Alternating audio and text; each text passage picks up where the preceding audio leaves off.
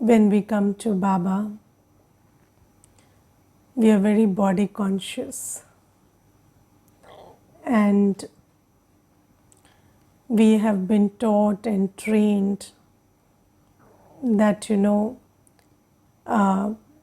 see the labels that are put on us. So if you think about a mother, when the child is born, then the mother stops being called by her name. She's always referred to as so and so's mother. Yes.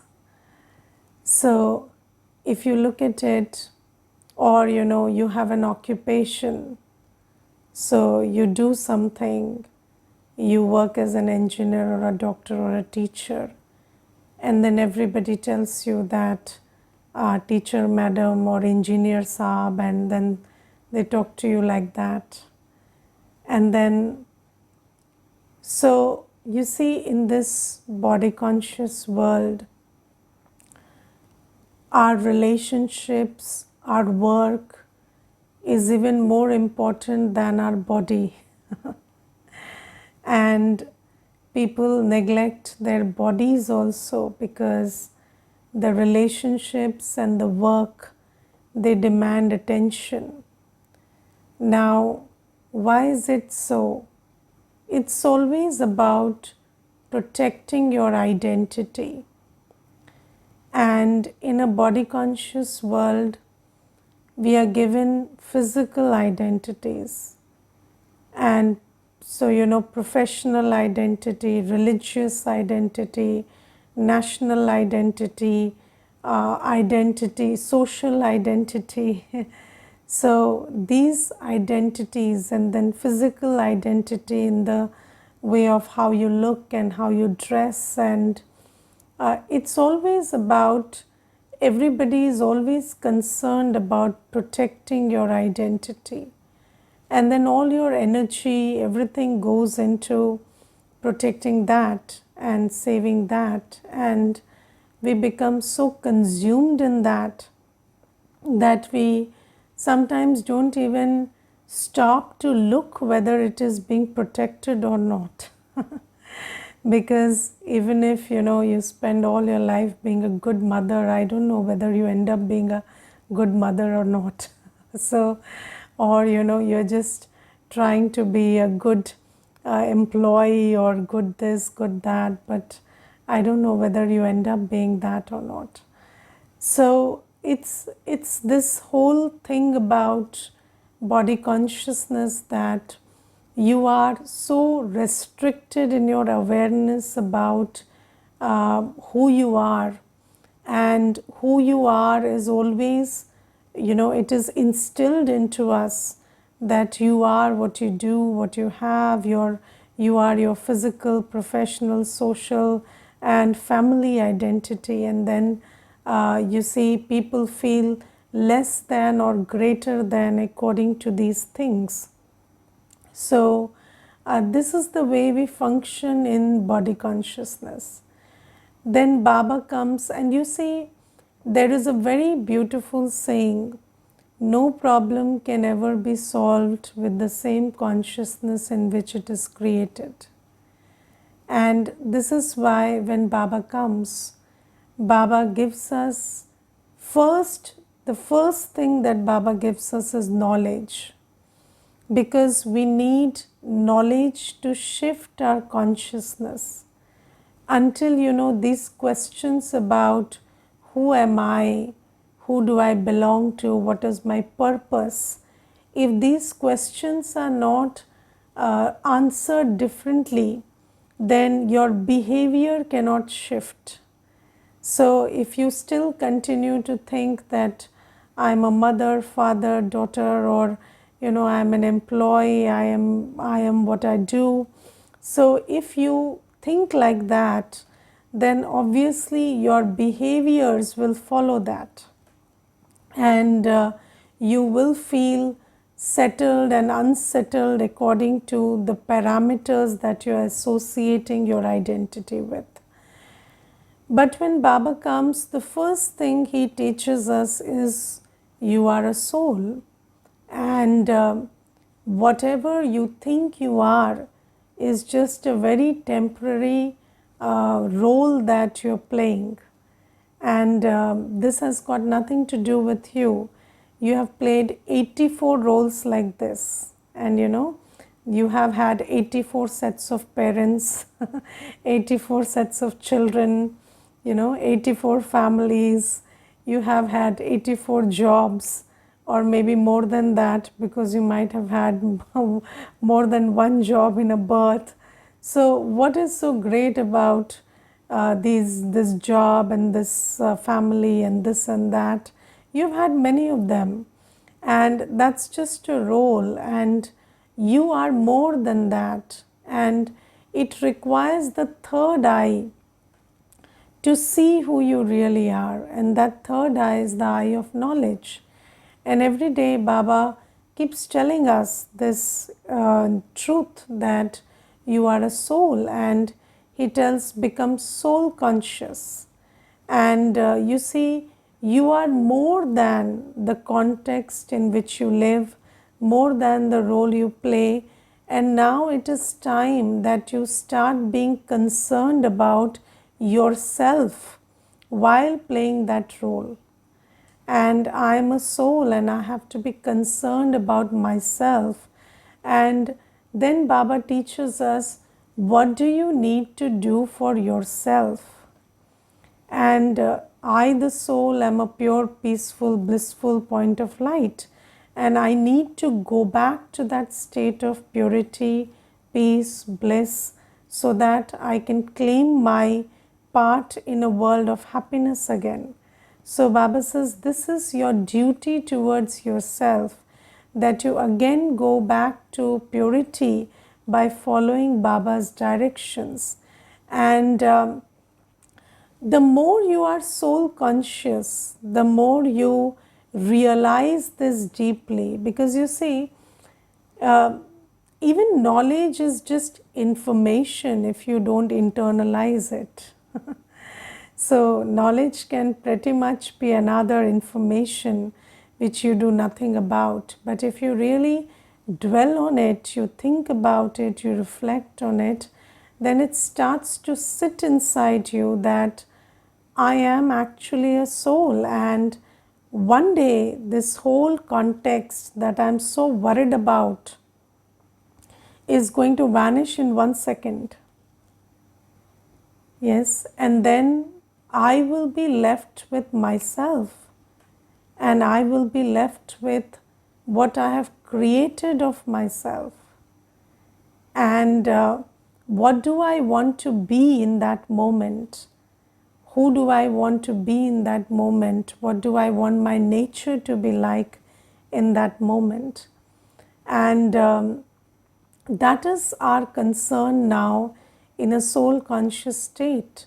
And you are very concerned about who I am, what is my nature, what is my sanskar, what karma am I creating, and what is my baggage of karma, good karma, bad karma, what am I creating? Because that is what you will be left with in that moment when your physical context collapses. And this is something that Baba daily reminds us. But I have to ask myself, do I still allow myself to lose the sense of who I really am? And again, get disillusioned by, whatever is around me? And do I start again identifying with the role that I play? And I get so consumed in it that I don't care about who I am and what I am making my destiny. Now you see, I remember, when I came into Gyan, and there was this one Mata, she used to come to the center, and her husband used to beat her black and blue. And he never gave her any money, and she used to walk 4 kilometers, 5 kilometers every day from her home to be in the center. And at that time there were no online classes, nothing. So she would just make that attempt and come to the center, and she would sit and listen to the Murli, take notes very nicely, and then she would every day submit her chart. And she was very good at maintaining her chart of yoga. And I remember once I was talking to that lady, and I was very intrigued by what is her motivation to pay so much attention to Baba's Srimad in the face of so much resistance. Because somebody beating you up every day, and somebody not giving you even a penny, and you making that kind of effort every day. So why do you have to have a chart of yoga? Just maintain your own chart. How many hours did you remember Baba, and what are the timings you remember Baba? That's your chart. So once I asked her, what is your motivation that keeps you going in the face of such adversity? And she replied in just one little sentence, and it was beautiful. And she told me that, I'm a soul, and I need to do whatever I need to do for my spiritual progress. And she just told me this much, that I have realized that I am a soul and I need to do whatever needs to be done for my spiritual progress. And then you get the answer to it, that it doesn't matter how difficult the circumstances are, but when you have to do what you have to do for yourself, you have to do it. Yes, so you are a soul, and that's the truth. And then it was so clear, and so it was just one sentence. It was so clear in her mind that it came out equally clearly from her mouth.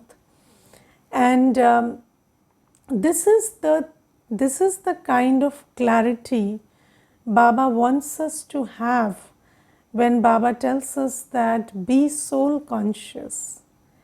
And when you're soul conscious, and Baba has taught us the importance of remembering Baba. And you see that in the world, people tell you the importance of actions. Most people don't even tell you the importance of thoughts. Yes, I don't know that until I came to Baba, I had never thought about my thoughts.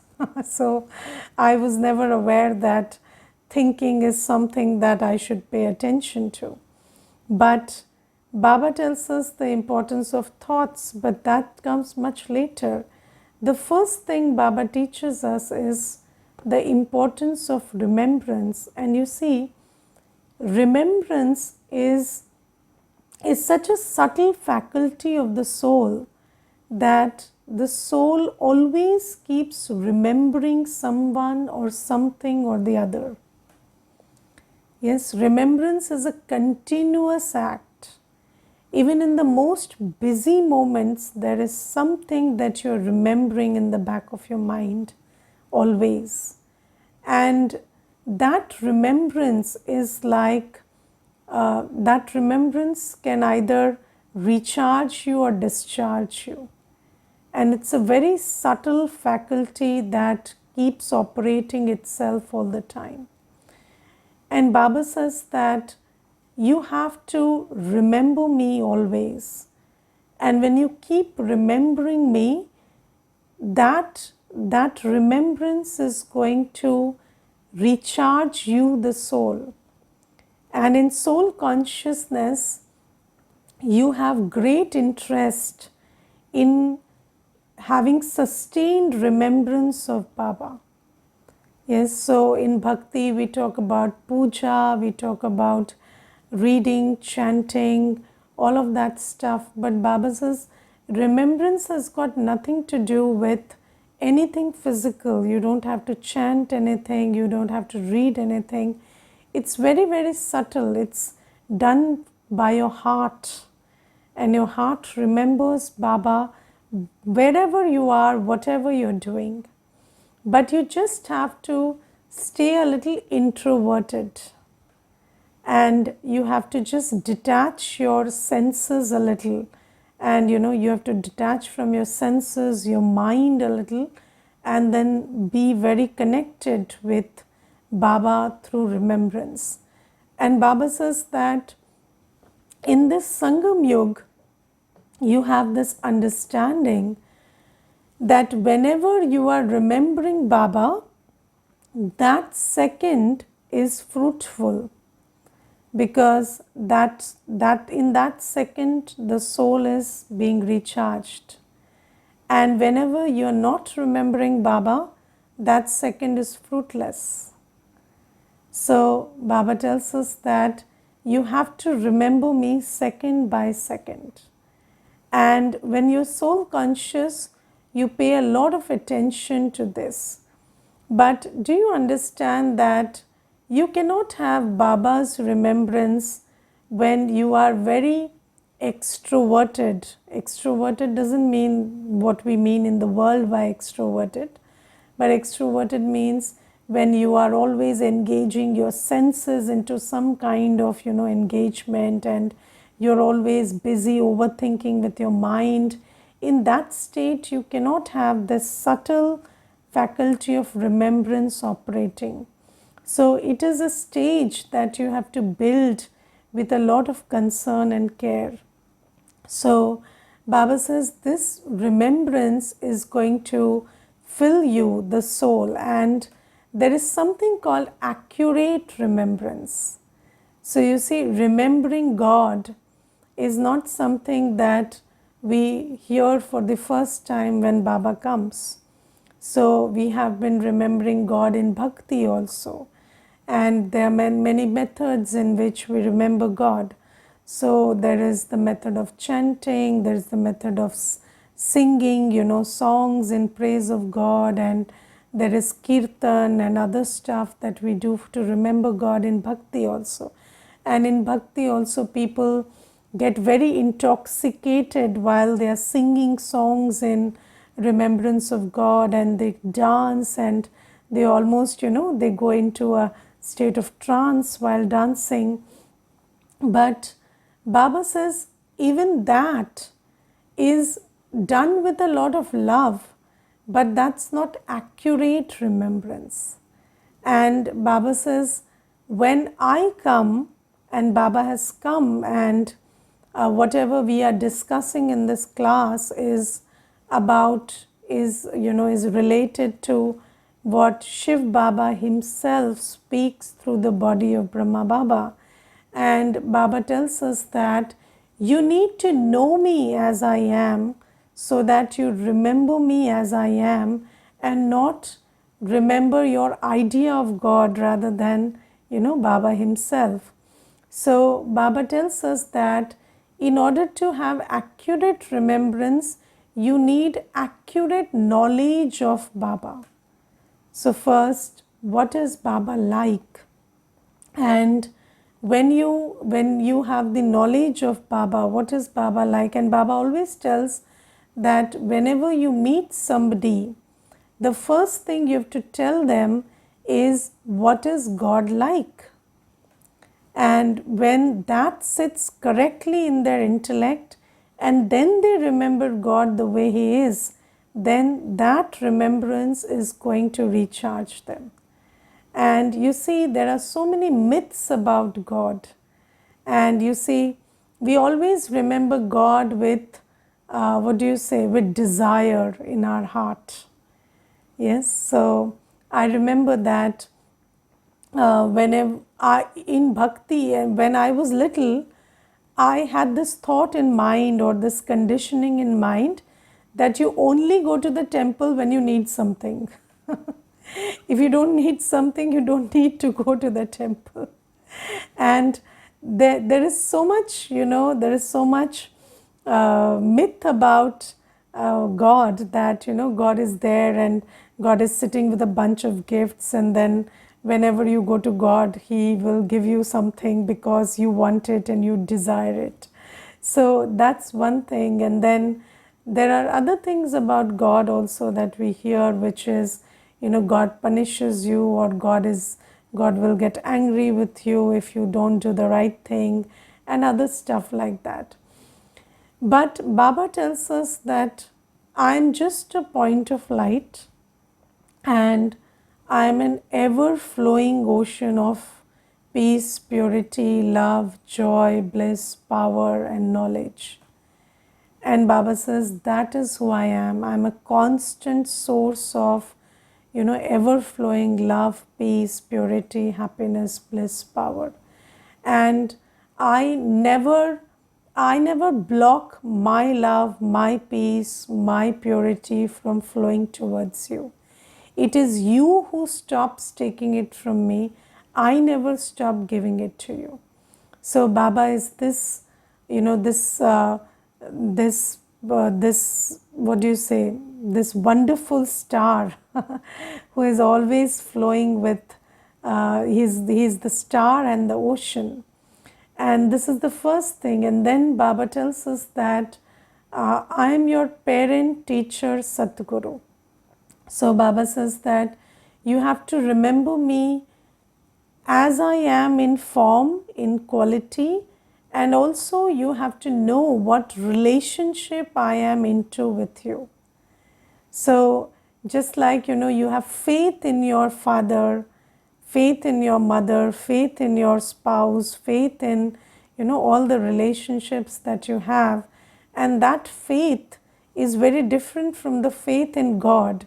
So, when we talk about faith in God in bhakti, we say, I have faith that God will give me whatever I want.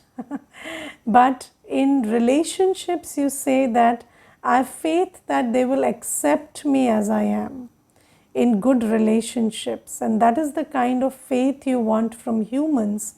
But Baba says, I am that entity who is your father, teacher, Satguru, and I perform the roles of these entities also, and I completely accept you the way you are, and I'm always there to help you be better.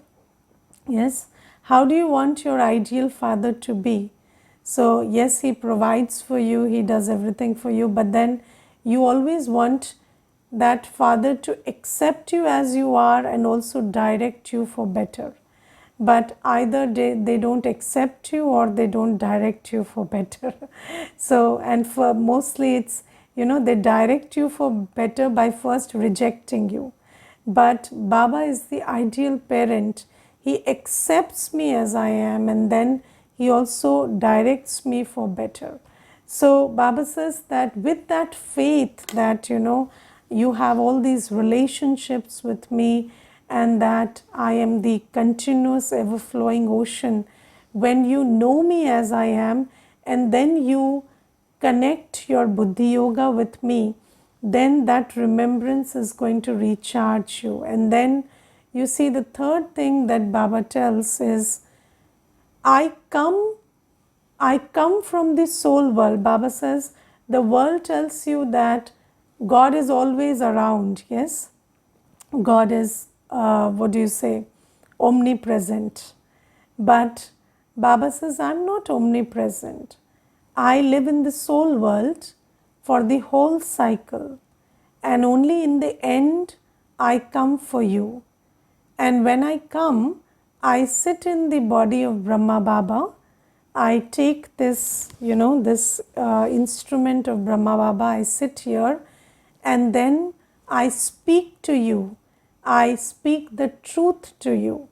So Baba says, you must know that I play the role of a teacher in a very practical way.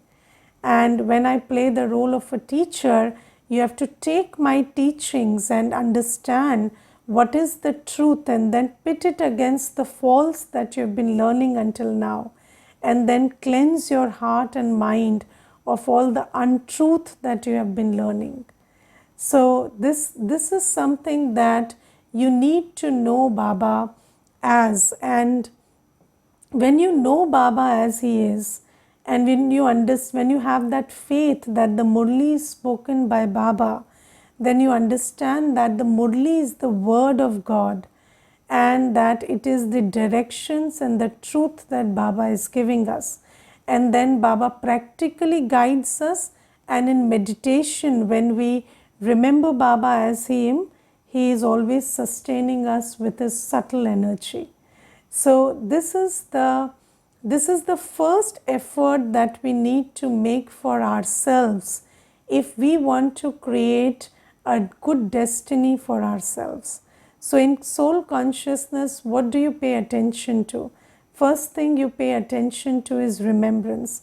And I'll tell you something very interesting that I have observed over the years, that when children come to Baba, they always tell me that we have come for meditation. But when you ask them later, that's the only thing that they don't do.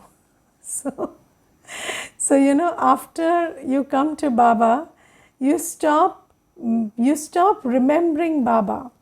That practice of meditation for which you came for, that is something that you don't pay attention to. And other stuff, you're listening to class and all and everything, but you're not paying attention to meditation. So Baba says, pay attention to remembering me. And the most important thing about remembrance is, wake up at Amrit Vela. So when you wake up at 4 a.m., that's the time to have good remembrance of Baba, because that's the time there is least disturbance in the environment. And then Baba has taught us how to be a karma yogi. So Baba says, even when you are cleaning, cooking, working in office, driving the car, let your heart remember Baba. And today Baba tells us something very interesting. Baba says that when you are walking, when you are taking a walk, how many of you go for a walk every day? So there are some who go every day for a walk, half an hour or whatever you go for a walk for. Baba says, while you're going for a walk, don't gossip, don't talk to the person you are with. So mostly when people go for a walk with each other, they keep talking all the way. But don't talk, because all that talk is necessarily parchintan. You are talking about someone else or something else, and that's doing no good to you. But while you're walking in silence, keep remembering Baba, and keep always having this race of remembrance with yourself, rather than having a race with the other. Race of remembrance with yourself. How far can I remember Baba during this walk? And Brahma Baba today also shares another very good experience. He says that I used to tell Baba that I will remember you all day, and then you treat my cough. So Brahma Baba used to have this cough, persistent, consistent cough. And then Brahma Baba used to tell Shiv Baba, I'll do this, I'll remember you and you treat this cough. And then Brahma Baba says that I used to tell Baba, and I got into that agreement, but then I couldn't remember him so much. So then how will my cough get treated? So if you look at it, this is a very interesting thing, that Baba says everything will happen through remembrance. But you always give me a list of, I want this, I want that, and I want this to happen like this, that to happen like that. But the method through which that will happen, you don't pay attention to that. Yes. And you know the law that if you just remember Baba, all your pure desires, pure wishes will get fulfilled. There are two kinds of desires: impure desires and pure desires. So if you want to get married, that's an impure desire, because that desire has its seed in lust and attachment. So what you're seeking is lust and attachment. So that is an impure desire. But if you have a desire to serve humanity, that's a pure desire. If you have a desire to do spiritual seva, that's a pure desire. And Baba says there's no problem with desires, but just check whether it's a pure desire or an impure desire. And when we talk about pure desires, all the desires related to our spiritual growth and all the desires related to Vishwa Kalyan, making the world a better place, and according to the law, not like, trees shouldn't fall and storms shouldn't happen, not that kind of thing. But you understand that the world will become better if you serve everyone spiritually, and everybody understands that I am a soul and follows what Baba says you need to do for spiritual progress, then the world will become a better place.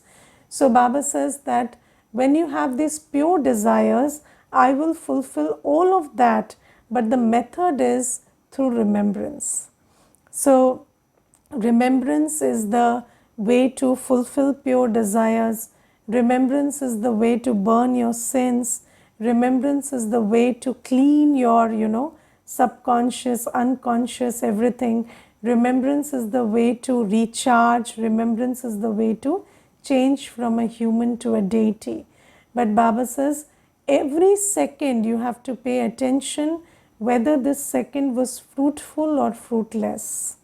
Okay, now there is a question, I'll take that first.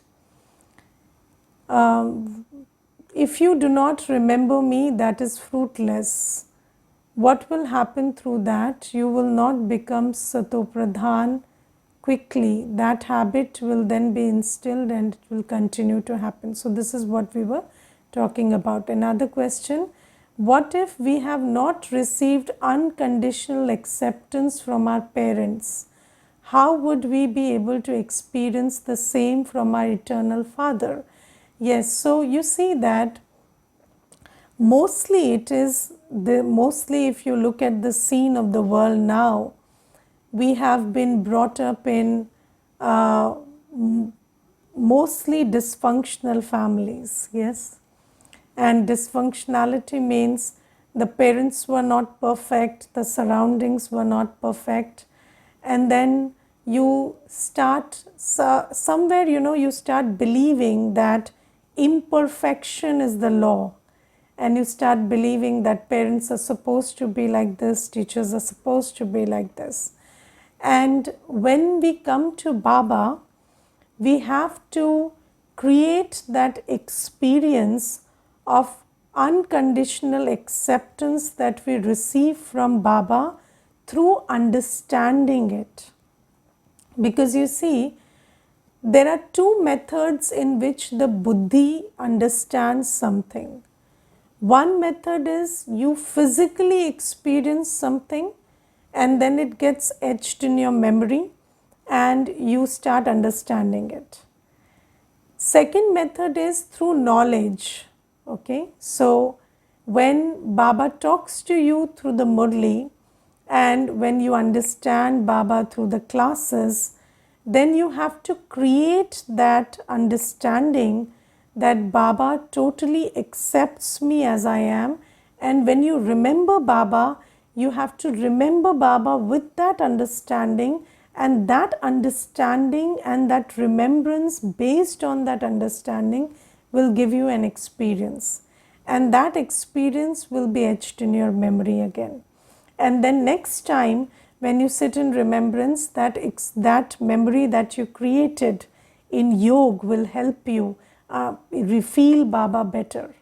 So do you get it? So first thing is, something happens physically, you experience it, it becomes part of your memory, you remember it, you can feel it again.